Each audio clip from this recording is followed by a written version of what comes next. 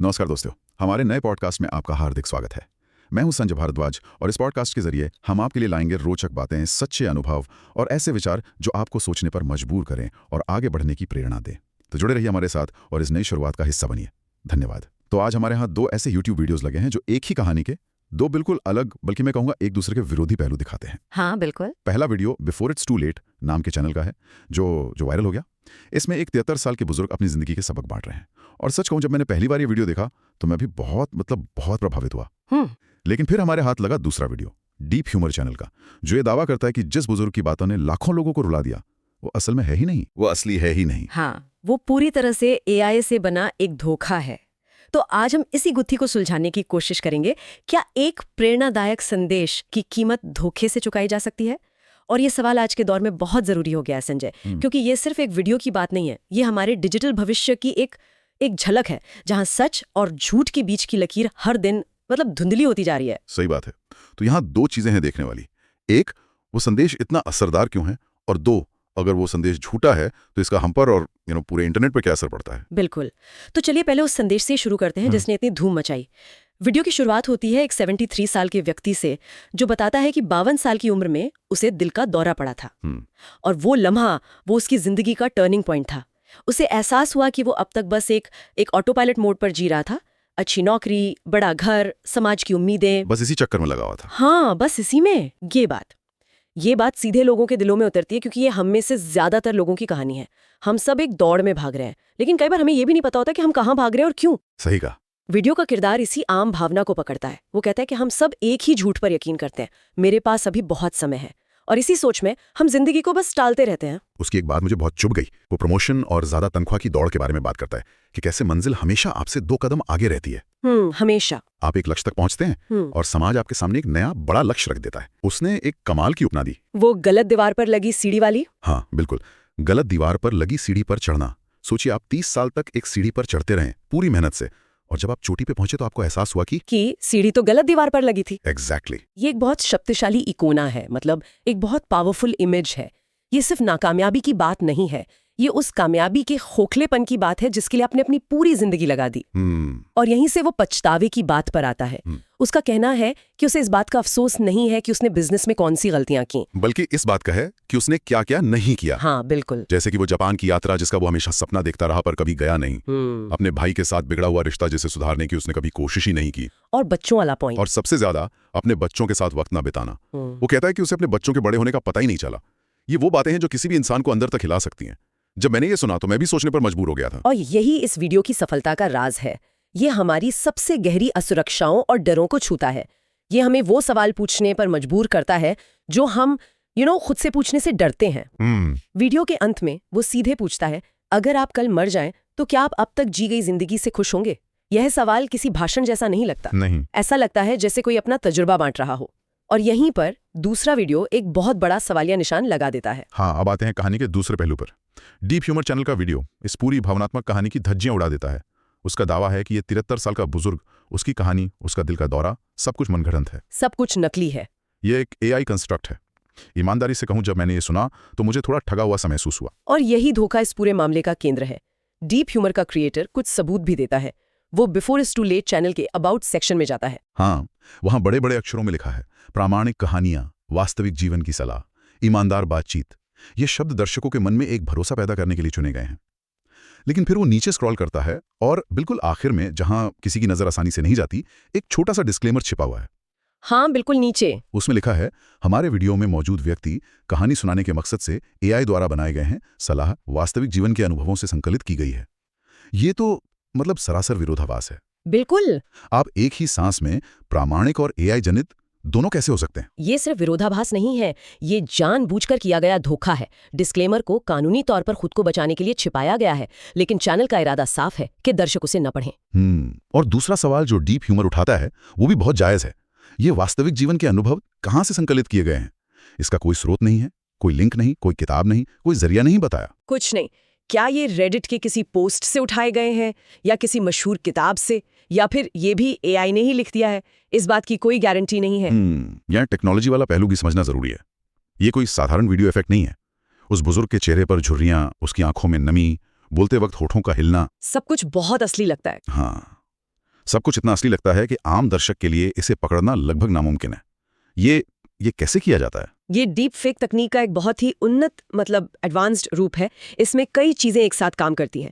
एक है synthetic voice generation. आवाज बनाना। हाँ, एआई को किसी आवाज के सैंपल पर ट्रेन किया जाता है और फिर वो उस आवाज में कुछ भी बुलवा सकता है। दूसरा है वीडियो जनरेशन, जहां एक डिजिटल अवतार यानी एक नकली इंसान बनाया जाता है। अच्छा। फिर इन दोनों को मिला दिया जाता है और एआई ये सुनिश्चित करता है कि होठों की हरकत आवाज के साथ बिल्कुल मेल खाए और चेहरे पर सही भावनाएं भी दिखाई दें। अच्छा। आज के समय में 11 लैब्स जैसी कंपनियां आवाज बनाने में और सिंथेशिया जैसे प्लेटफॉर्म वीडियो अवतार बनाने में माहिर हैं। ये तकनीक इतनी तेजी से बेहतर हो रही है कि हमारी आंखें और कान अब आसानी से धोखा खा सकते हैं। तो इसका मतलब है कि भविष्य में हम किसी वीडियो को देखकर ये तय नहीं कर पाएंगे कि बोलने वाला इंसान असली है या नहीं। ये तो डरावनी बात है। बिल्कुल। और इसी से डीप ह्यूमर का क्रिएटर एक और बड़े मुद्दे पर आता है, एआई स्लॉप। AI slope. हाँ, ये एक नया शब्द है जिसका मतलब है इंटरनेट पर एआई की मदद से बनाया गया भारी मात्रा में कम गुणवत्ता वाला हेरफेर करने वाला कंटेंट। ये कंटेंट असली क्रिएटर्स की मेहनत पर पानी फेर देता है। उसने वीडियो में एक उदाहरण भी दिया था। उसने एक असली यूट्यूबर को दिखाया जो सच में एक वरिष्ठ नागरिक है और अपनी जिंदगी के अनुभव बांटता है। लेकिन उसके वीडियो पर कुछ हजार व्यूज हैं, जबकि इस एआई जनित वीडियो पर लाखों व्यूज हैं। ये तो बहुत नाइंसाफी है। हाँ, और ये YouTube के एल्गोरिदम पर भी सवाल उठाता है। एल्गोरिदम को शायद इस बात से फर्क नहीं पड़ता कि कहानी असली है या नकली। वो सिर्फ ये देखता है कि लोग वीडियो को कितनी देर तक देख रहे हैं, कितना एंगेज कर रहे हैं। हाँ, कितना लाइक और कमेंट कर रहे हैं। और before it's too late channel जानता है कि दर्शकों की भावनाओं को कैसे पकड़ना है। वो एक परफेक्ट कहानी बनाते हैं जिसमें दुख है, पछतावा है और आखिर में एक उम्मीद है।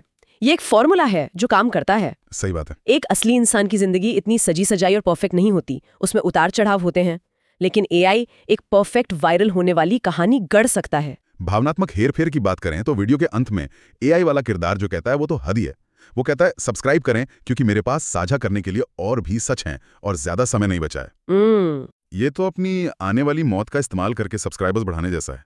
एक तरह का इमोशनल ब्लैकमेल नहीं तो और क्या है। ये मार्केटिंग का एक बहुत ही चालाक लेकिन अनैतिक तरीका है। वो दर्शकों के मन में एक तात्कालिकता, एक अर्जेंसी पैदा कर रहा है कि जल्दी करो। हाँ, दर्शकों को लगता है कि अगर उन्होंने सब्सक्राइब नहीं किया तो वे इस बुद्धिमान व्यक्ति की बातें सुनने से चूक जाएंगे, जबकि सच तो ये है कि वो किरदार अमर है। सही बात है। उसे बनाने वाला जब चाहे उससे जितने चाहे वीडियो बनवा सकता है। कोई ज्यादा समय नहीं बचा वाली बात ही झूठी है। डीप ह्यूमर ये भी दावा करता है कि ये चैनल सीधे सीधे यूट्यूब की नीतियों का उल्लंघन कर रहा है। यूट्यूब की पॉलिसी कहती है कि अगर कोई कंटेंट सिंथेटिक है और असली जैसा दिखता है तो क्रिएटर को उसे लेबल करना होगा। हाँ, उसे बताना पड़ेगा। बिफोर इट्स टू लेट ने ऐसा कोई लेबल नहीं लगाया। उन्होंने बस एक डिस्क्लेमर छुपा दिया। और ये एक बहुत बड़ा ग्रे एरिया है। यूट्यूब जैसी कंपनियां इस समस्या से जूझ रही हैं। वो अभिव्यक्ति की आजादी को भी बनाए रखना चाहती हैं और गलत सूचना को भी रोकना चाहती हैं। लेकिन एआई की रफ्तार इतनी तेज है कि नियम कानून पीछे छूटते जा रहे हैं। जब तक YouTube इस पर कोई सख्त नीति बनाएगा तब तक ऐसे हजारों चैनल और बन चुके होंगे। तो अब सवाल ये उठता है कि हम इसका क्या करें। एक तरफ एक संदेश है जो शायद अच्छा है, अपनी जिंदगी को जियो, रिश्तों को अहमियत दो, पैसों के पीछे मत भागो। हाँ, संदेश में कोई बुराई नहीं है। शायद इस वीडियो को देखकर किसी ने सच में अपने भाई को फोन कर लिया हो या अपने बच्चों के साथ ज्यादा वक्त बिताना शुरू कर दिया हो। लेकिन दूसरी तरफ ये सब एक झूठ की बुनियाद पर खड़ा है। तो क्या अंत साधन को सही ठहराता है? यही इस पूरी बहस का सबसे मुश्किल सवाल है। क्या एक अच्छा नतीजा पाने के लिए बोला गया झूठ जायज है? कुछ लोग कहेंगे अगर संदेश अच्छा है तो क्या फर्क पड़ता है कि उसे किसने कहा। हाँ, कई लोग यही सोचते हैं। लेकिन यहाँ फर्क पड़ता है, क्योंकि जब हमें पता चलता है कि हमें धोखा दिया गया है तो हमारा भरोसा टूट जाता है। हो सकता है कि अगली बार जब हम किसी असली इंसान की दर्द भरी कहानी सुने तो हमारे मन में शक पैदा हो, कहीं ये भी तो एआई नहीं है। एग्जैक्टली। ये धोखा सिर्फ उस एक चैनल तक सीमित नहीं रहता, ये पूरे डिजिटल इकोसिस्टम में भरोसे को कम करता है। ये तो वैसा ही हुआ जैसे कोई डॉक्टर आपको सेहतमंद रहने के टिप्स दे और बाद में पता चले कि उसके पास कोई मेडिकल डिग्री ही नहीं है। भले ही टिप्स अच्छे हों, लेकिन उस व्यक्ति से आपका भरोसा उठ जाएगा। बिल्कुल सही उदाहरण है। संदेश और संदेशवाहक के बीच एक रिश्ता होता है। हम उस 73 साल के बुजुर्ग की बातों पर इसलिए यकीन करते हैं क्योंकि हमें लगता है कि ये ज्ञान उसने अपनी जिंदगी जीकर, गलतियां करके और दर्द सहकर कमाया है। उसके अनुभव से आया है। हाँ, उसकी चेहरे की झुर्रियां उसके अनुभव की गवाही देती हैं। लेकिन जब हमें पता चलता है कि वो चेहरा और वो अनुभव दोनों ही कोड की कुछ लाइनों से बने हैं, तो उस ज्ञान का वजन खत्म हो जाता है। वो सिर्फ जानकारी बनकर रह जाता है, ज्ञान नहीं। तो यहाँ हमारी श्रोताओं के लिए सोचने वाली बात यह है कि एक उपभोक्ता के तौर पर हमारी क्या जिम्मेदारी है? क्या हमें अब हर चीज पर शक करना होगा? शक करना शायद सही शब्द ना हो, लेकिन आलोचनात्मक सोच रखना, मतलब क्रिटिकल थिंकिंग रखना अब पहले से कहीं ज्यादा जरूरी है। हमें अब ये पूछना होगा, ये कहानी मुझे कौन सुना रहा है? उसका मकसद क्या है? क्या वो मुझे कुछ बेच रहा है या मुझसे कोई भावनात्मक प्रतिक्रिया चाहता है? हमें कंटेंट को सिर्फ उसकी सतह पर नहीं देखना चाहिए, बल्कि उसके पीछे की मंशा को भी समझने की कोशिश करनी चाहिए। तो इस पूरी चर्चा को समेटते हुए हमारे पास एक शक्तिशाली, जीवन बदलने वाला संदेश है जो एक धोखे में लिपटा हुआ है। इसने लाखों लोगों को प्रेरित किया, लेकिन साथ ही डिजिटल प्रामाणिकता पर गंभीर सवाल भी खड़े कर दिए हैं। हाँ, और ये हमें एक बहुत ही असहज भविष्य के लिए तैयार करता है। ये मामला तो बस एक शुरुआत है। तो चलिए श्रोताओं के लिए एक अंतिम विचार छोड़ते हैं। जैसे जैसे एआई हमारी भावनाओं, हमारे डर और हमारी इच्छाओं को समझना सीख रहा है, क्या भविष्य में सबसे सफल गुरु या इन्फ्लुएंसर्स इंसान होंगे या वो एआई होंगे जो हमारी कमजोरियों को हमसे बेहतर समझते हैं और उनका फायदा उठाना जानते हैं? अगर एक एआई आपकी जरूरतों को समझकर आपको बिल्कुल वही सलाह दे जो आपको सुननी है, तो क्या आप एक असली, खामियों से भरे इंसान की सलाह सुनना पसंद करेंगे? ये एक ऐसा सवाल है जिसका जवाब हमें समाज के तौर पर जल्दी खोजना होगा, क्योंकि ये सिर्फ एक YouTube चैनल की बात नहीं है। ये हमारे आने वाले डिजिटल भविष्य की सच्चाई है। तो दोस्तों, आज के इस पॉडकास्ट को यहीं समाप्त करते हैं। अगर आपको ये चर्चा पसंद आई हो या इससे जुड़ा आपका कोई विचार हो, तो नीचे कमेंट करके जरूर बताइए। आपकी राय हमारे लिए बहुत महत्वपूर्ण है और आने वाले एपिसोड्स को और बेहतर बनाने में मदद करती है। अगले पॉडकास्ट में फिर मुलाकात होगी, तब तक जुड़े रहिए। धन्यवाद।